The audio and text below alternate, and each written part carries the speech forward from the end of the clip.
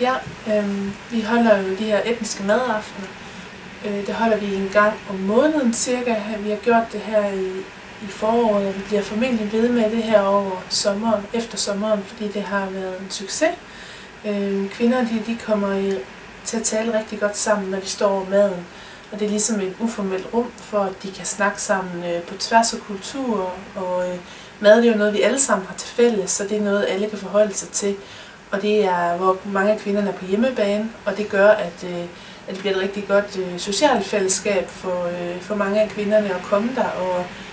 Og de lærer om hinandens kulturelle baggrund ved at lave mad sammen og hygge sig der. Så det er rigtig dejligt at være en del af og opleve de her ting.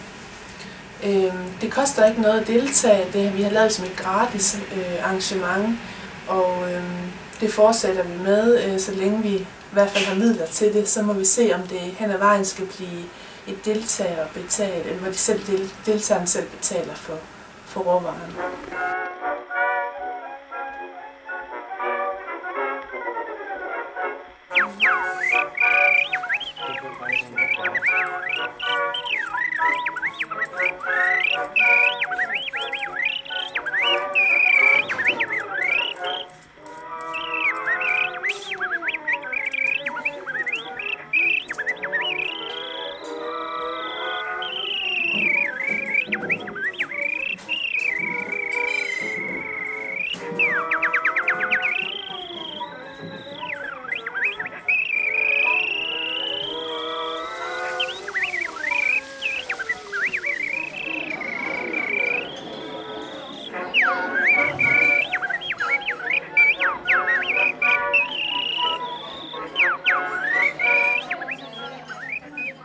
Med en iransk pige, som har været her i et års tid, og som var utrolig dygtig til dansk. Og jeg har snakket med en afrikaner, som var her for første gang. Altså det er rigtig hyggeligt i dag. Ja. Altså de kommer med små børnene, altså ja. De leger lidt, og så de er nysgerrige, hvad er det, den er, ikke? Ja. Men jeg skal bare forklare til det. Ja. Jeg er rigtig, rigtig glad. Og hvor lang tid har de boet i Nordbyen? Ej, de er lige kommet til Kongo.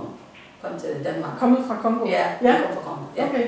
Jeg er cirka 3 måneder eller halvanden måned. Ja. Så. Okay.